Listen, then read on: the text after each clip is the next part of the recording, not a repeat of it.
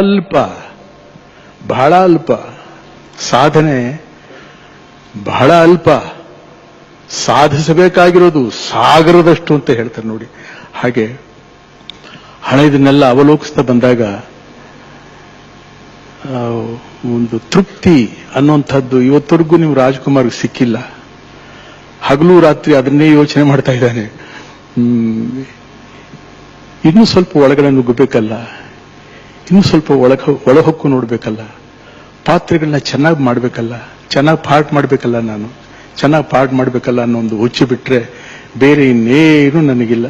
ಅಷ್ಟರಲ್ಲಿ ಮನುಷ್ಯನಿಗೆ ಬರತಕ್ಕಂತಹ ಕೆಲವಾರ ತಾಪತ್ರೆಗಳು ದೈಹಿಕವಾಗಿ ಮಾನಸಿಕವಾಗಿ ಇದೆಲ್ಲ ಬಂದು ಈ ಮಂಡಿ ನೋವಂತೆ ಅದಂತೆ ಇದಂತೆ ಇದೆಲ್ಲ ಯಾತ್ರಿಂದ ಬಂತು? ನೀವೆಲ್ಲ ಪಾಪ ಬಹಳ ಕಷ್ಟಪಟ್ಬಿಟ್ಟಿದ್ರಿ, ಬೇಕಾದಷ್ಟು ಫೈಟು ಗೀಟು ಅದು ಇದೆಲ್ಲ ಮಾಡ್ಬಿಟ್ಟು ಇದೆಲ್ಲ ಮಾಡಿತಾರೆ, ಹಳೆ ನೋವುಗಳಿರಬಹುದು ಅಂತ ಹೇಳಿ ಇದ್ರೂ ಇರಬಹುದೇನೋ, ಅದು ನಾನು ಇಲ್ಲ ಅಂತ ಹೇಳಲ್ಲ.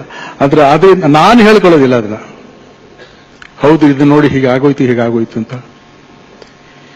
ಹೇಗೆ ಭಗವಂತ ಇಲ್ಲಿವರೆಗೆ ನಮ್ಮನ್ನು ಈ ರೀತಿ ನಡೆಸಿಕೊಂಡು ಮಾರ್ಗದರ್ಶನ ಮಾಡಿದ್ನು, ಅದೇ ಭಗವಂತ ಇದನ್ನು ಕೊಟ್ಟಿದ್ದಾನೆ. ಯಾಕೆ ತಗೋಬಾರದು?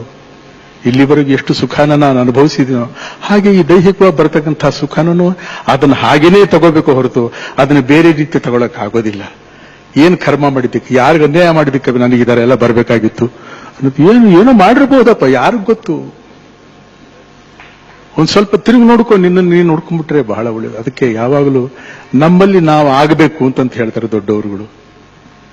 ನನ್ನಲ್ಲಿ ನಾನಾದಾಗ ನನ್ನ ತಪ್ಪು ನೆಪ್ಪುಗಳು ಹಾಗೂ ಒಳ್ಳೆತನದ ಗುರುತುಗಳು ನಮಗೆ ಸಿಕ್ಕಿದಾಗ ನಾವು ಯಾವ ರೀತಿ ನಡ್ಕೊಂಡು ಹೋಗಬಹುದು. ಆದ್ರಿಂದ ನನಗಿಷ್ಟು ದೈಹಿಕವಾಗಿ ಇಷ್ಟು ತೊಂದರೆಗಳಿದ್ರು ಕೂಡ ಅದನ್ನು ನಾನು ಮನಸ್ಸಿಗೆ ತಗೋತಾ ಇಲ್ಲ, ಬರ್ತಾ ಇಲ್ಲ. ಇಲ್ಲಿವರೆಗೆ ಹೇಗೆ ಆನಂದವಾಗಿ ಇದನ್ನೆಲ್ಲ ನೀವು ಕೊಟ್ಟಂತಹ ಪ್ರೋತ್ಸಾಹ, ಈ ಕೀರ್ತಿ, ಇವುಗಳನ್ನೆಲ್ಲ ಅನುಭವಿಸ್ತಾ ಬಂದಿದ್ದೇನೆ. ಹಾಗೆ ಇಲ್ಲಿರ್ತಕ್ಕಂತಹ ವ್ಯಾಧಿ, ಆ ನೋವನ್ನು ಕೂಡ ಹಾಗೆ ಅನುಭವಿಸೋದಕ್ಕೆ ನನಗೆ ಬಹಳ ಆನಂದ ಆಗುತ್ತೆ.